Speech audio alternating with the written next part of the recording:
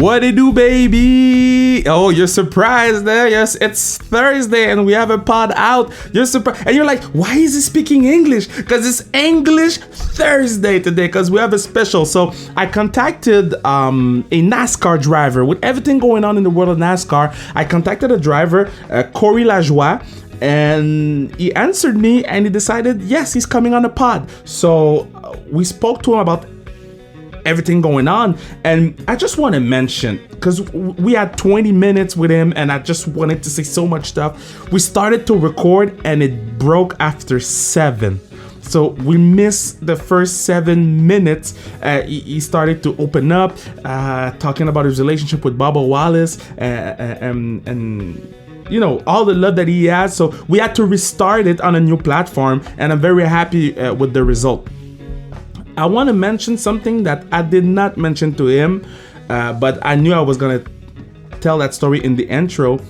I mean, Corey pushed the car of Bubba Wallace when Bubba Wallace needed gas. He ran out of gas and he pushed his car all the way to the pits so his team could put gas in his car. That's being selfless. I was so impressed when I saw that story. I cried when they pushed Bubba's car in front of the line for the national anthem. So me speaking with Corey was very special. I needed it. And what a great convo. We need to do a part 2. Now in French. Bubba Wallace, toute cette histoire-là de la NASCAR me fait capoter. Je suis rendu un fan parce que ils ont décidé de prendre un stance. J'ai vu un tweet disant ils ont plus fait en 4 jours dans la NASCAR que la NFL a fait en 4 ans avec Colin Kaepernick. Donc c'est pour cette raison que je voulais avoir Corey Lajoie. Malheureusement, les 7 premières minutes n'ont pas été enregistrées. On a recommencé, on avait juste 20 minutes. Donc c'est 20 minutes tight, c'est rapide, mais je pense que c'est une conversation qu'on avait besoin d'avoir. Donc here we go, Corey Lajoie at Sans Restriction. One of the big boys at the NASCAR thing, cars running around smashing to each other. I know nothing about NASCAR, but one thing you know I know is I listen, and I listen a lot about what Corey had to say. Let's go, baby. Corey Lajoie, Sans Restriction.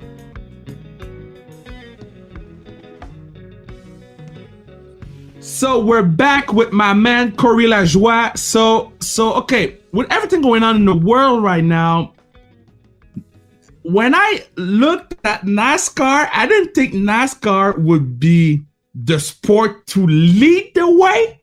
Because, I mean, NASCAR did more than any other sports right now. So I want you to take me through everything that happened, like from your point of view, how you felt about it, and how you see things. Yeah, so I think NASCAR was in the opportunity with the most to gain because we had the furthest to go. You know, when you think of the NFL, when you think of NBA, any sport for that matter, you know, there is a good amount of diversity, but in the competitors as well as the staff working. But when you look at NASCAR, there's only one driver. There's a decent amount of guys on the pit crew who are diverse, but generally speaking, it's an area we can improve on and also try to shed the stigma of the Southeastern, you know, the stereotypical Confederate flag flying event space that we were used to having. So, you know, I think NASCAR really utilized the opportunity to make a stand, make the positive stand when it comes to banning Confederate flags from the racetrack, which, in my opinion, is not a hard decision when you start considering all the facts, as well as just the when you boil down what happened this past weekend at Talladega. Talladega is probably the notoriously most southern racetrack that we go to, and in a lot of cases that's what makes Talladega, you know, one of the most fun places for anybody to go to. But on the other side, there is that small percentage of the population or fans that are still fighting the war that they took the loss on 200 years ago, right? So when we first get there on Sunday, some guy frickin' rents a plane and flies a Confederate flag banner that says defund NASCAR on the back end of it around the racetrack for about 20 minutes until they can before they can get it pulled out of the airspace. And then we started raining, had a lightning storm, so we weren't able to get to race on Sunday like originally planned. Somebody finds a noose knot in Bubba's garage area, which that's a big deal. I don't care who you are, where you're at, especially nowadays that you have to be very sensitive about things you say, actions you do. Like what might have been considered a joke a couple years ago is not funny anymore, right? That stuff needed to be addressed, and NASCAR got that, what was a working noose knot, and brought it and started investigating it. And obviously once the FBI heard about it, or once they were involved, they did their due diligence, and then they started digging into a well as well. And through their findings, hang on, I don't want to get to the conclusion yet. So when I woke up Monday morning, because NASCAR put their release out at about 9:30, so I was in bed getting ready to wake up the next day and go racing. I woke up in the morning, read that, and I was every sort of emotion you could imagine except one that would put a smile on your face, right? I was pissed. I was mad. I was embarrassed to be part of a sport that, if what was originally thought that this was directed directly at Bubba, Bubba is one of my best friends, and it made my heart hurt. It was like a gut shot. So all the drivers wanted to do something, and then it started trickling over into the pit crews and as well as everybody in the industry to do something, to make a stand, because we're all on Bubba's side. We're not the one, we might be not the ones that are on the receiving end, a lot of the hate that's coming his way. But I think it was important for us as a community to show Darrell that he's not in it alone. So one of our top tier drivers, Kevin Harvick, had the idea to push Bubba's car to the front of the grid before the national anthem, and then let everybody fall in line. And man, that was such a powerful moment.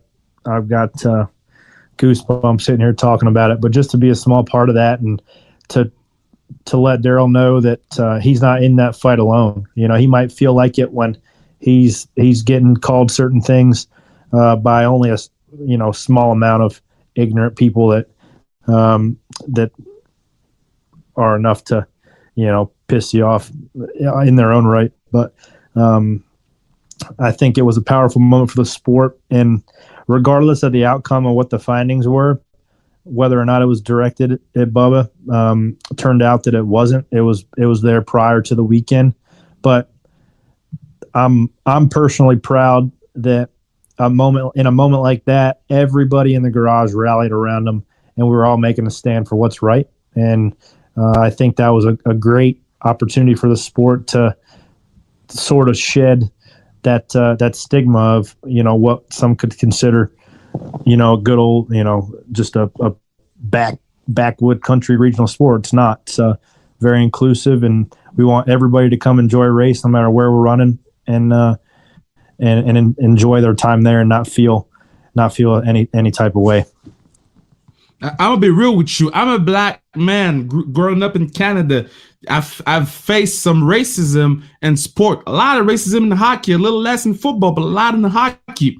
When I saw y'all push Bubba's car, I cried. I cried because I knew, or I could think about how he was feeling on that moment. And I don't know if you personally realize how powerful it was, because I remember in my group chat with the NHL players, there's a lot of black NHL players, and I sent them the link. And every single one of them, they'd be like, wow, this is nuts. I got goosebumps. I'm crying. So do you understand the reach of what this did?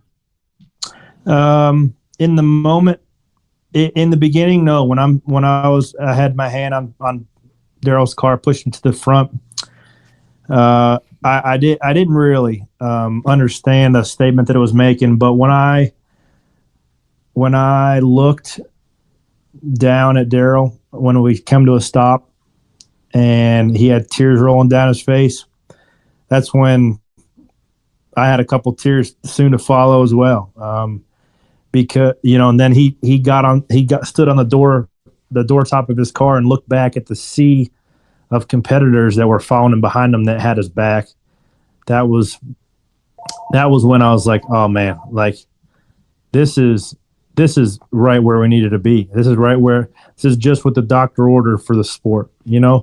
Regardless of somebody's intent, it showed.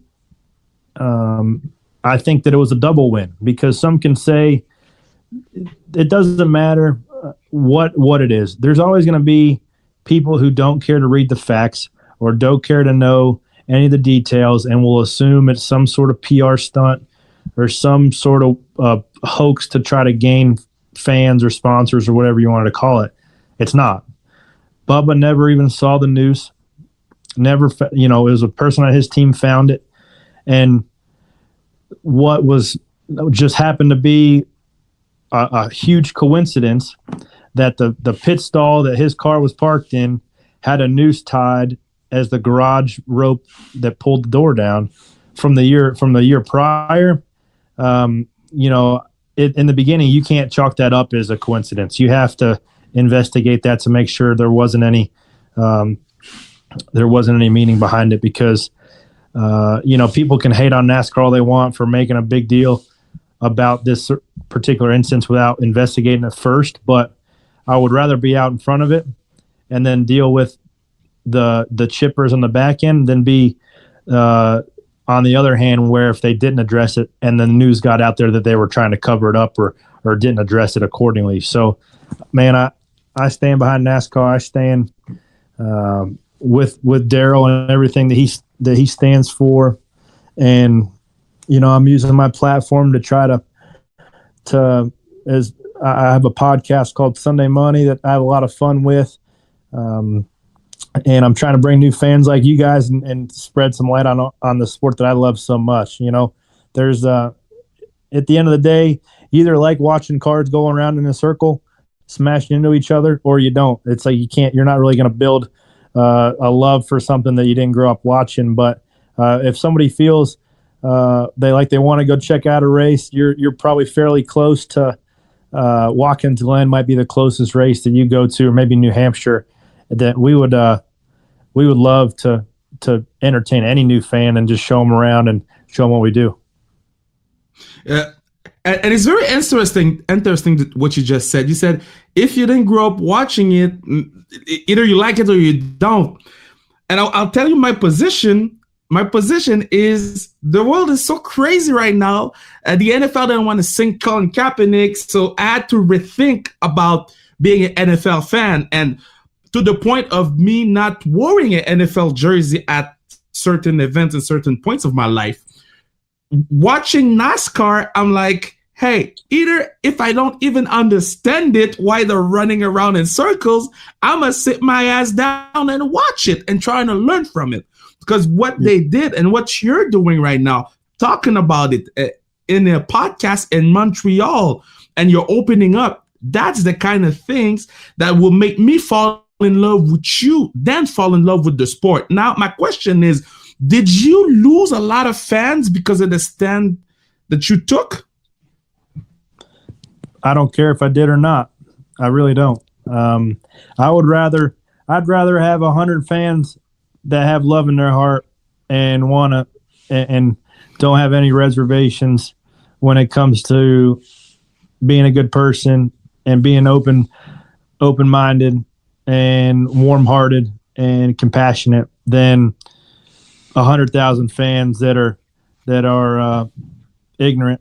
I really do. And if you're one of my fans that feels a certain way about the way I'm handling things, then go root for somebody else, because I'm done being just silent about what I believe in and what I know is right by reading the Bible. I mean, you can go off your feelings and emotions all you want, but what's in red, you better pay attention to. And a lot of the people on social media obviously don't know what's written in red, because they wouldn't be saying some of the things they do. So, I haven't even looked. I don't know if I've looked at that page on my Instagram or Twitter that shows you how many people unfollow you, because I don't care. You either want to follow me or you don't. And if you want to hear what I got to say, then tune into my stuff. If I piss you off, then hey, don't listen to me. Go listen to somebody else. Doesn't matter to me. I get to go home to my wife and my little 3-month-old kid, and that's all I need. First of all, congrats on the kid. She's looking amazing. I saw the second to last picture you posted with the t-shirt, and I laughed out loud. So cute. How can you balance being a new dad, being a husband, and running around in a car going crazy? How can you balance? You don't sleep? Yeah, there's not a whole lot of work-life balance in this, especially with NASCAR trying to make up those races that they missed over that 9-week or 10-week quarantine. We've been racing 2 times a week now. So it's been a lot of my body physically, but as well as, tough to get in a routine of working out and staying there and staying present for your wife and family. But you deal, it's a great job, and it pays pretty good, and it's a lot of fun to use my platform for good, like I'm able to right now.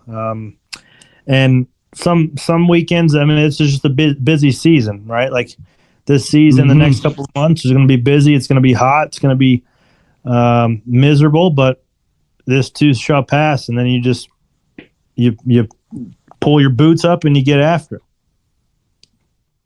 it. For a guy like me or a girl, because we have a lot of girls listening to the pod, we have a great sport community at Sans Restriction. For somebody new to NASCAR, do you have any tips for NASCAR beginners? Like, what do I have to watch? Do I have to watch the qualifications? Do you have any tricks for us? Because we're new and we want to learn more about that sport. Yeah, man, it's there's lots of stuff. I don't know if you're a motorsports fan in general, whether you watch F1 or any other types, but my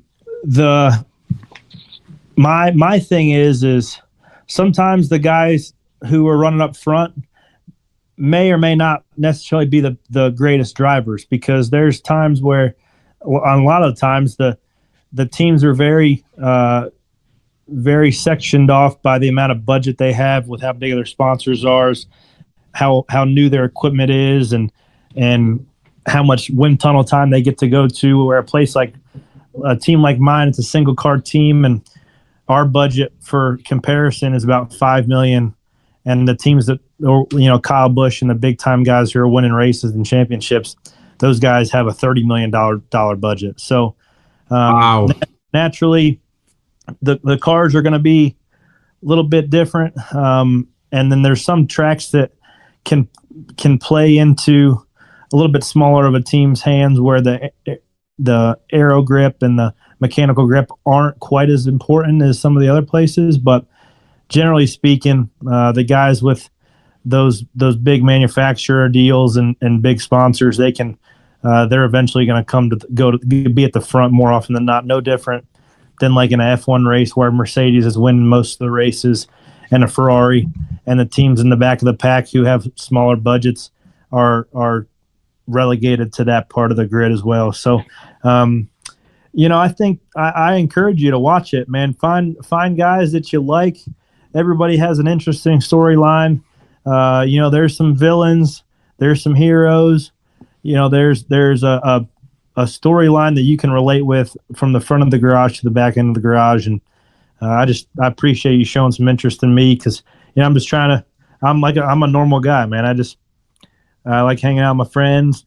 I like trying to be good at my job, and I like to try to be a good person. And sometimes that bleeds over onto the racetrack. But I'm also a fierce competitor too. So, yeah, man. If you want any NASCAR for dummy tips, I'm your guy to ask. I can explain it for you. Well, I'll DM you if I have any questions. I want to thank you so much for coming on the pod. I know it was, last minute and everything, but I want to make sure to mention your pod, a Sunday Money podcast. I will listen to it after this. I have to drive to do the wrestling commentary, so I'm gonna listen to it in the car. And I want to plug your Instagram to @Corey Lajoie, so people can follow you. People can send you some love. And again, I want to thank you so much for taking a stand. Last week we had a podcast, or I spoke with Angela Price. She's the wife of a hockey player here, the god of the city, and I told her, you didn't need to do it, you did it. And I'm going to tell you the same thing. You didn't need to do it, and you did. And for that, I'm forever grateful. I appreciate that, Kevin. Okay, you be safe and be careful on those things that you're doing, running around in cars and smashing into each other. Oh, no, I'll be all right. I'll just tighten the belts a little bit tighter. There you go. Be safe. And whenever you come in Montreal, I got the steaks and old fashions on me. I know exactly where we're going. Oh man, I'm gonna have to line that up. I'm gonna hit you up. Don't worry, I'll be up there. All right, you be safe, man. You too.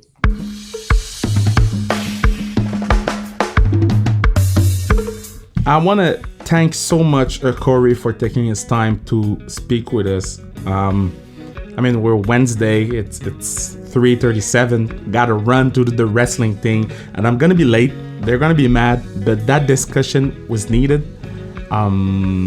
Everything he said touched me, and yes, I'm a new fan of NASCAR. Yes, I support Bubba Wallace. I support Corey Lajoie, and I'm very happy that I had this moment with him because I understood a lot of things, and we're growing up. I don't see NASCAR like I used to see NASCAR. See a bunch of people wanting change, wanting to lose on some fans to, gain some new fans and stuff like that. So, man, I'm proud of that convo I had with him. I'm proud. I opened myself to him, and we don't even know each other. This is the first time we spoke to each other. So I was very happy with the convo. Thank you again, Corey. Thank you, Bruno. It was so last minute, doing the montage and everything, and the sound broke and we had to restart and everybody was patient. Thank you. I'm proud of Sans Restriction. I believe that this community, this sport community is the best because we support each other and we're grown-ups. We see that this is bigger than us and we'll fight for what's right. So, hey, we need to do a longer part 2 with Corey, but for now, that's all we have. It's a special. It's not gonna happen again, but I wanted to do it as soon as we taped it. So that's why it's there. And thank you so much. And we'll see you tomorrow with a special interview.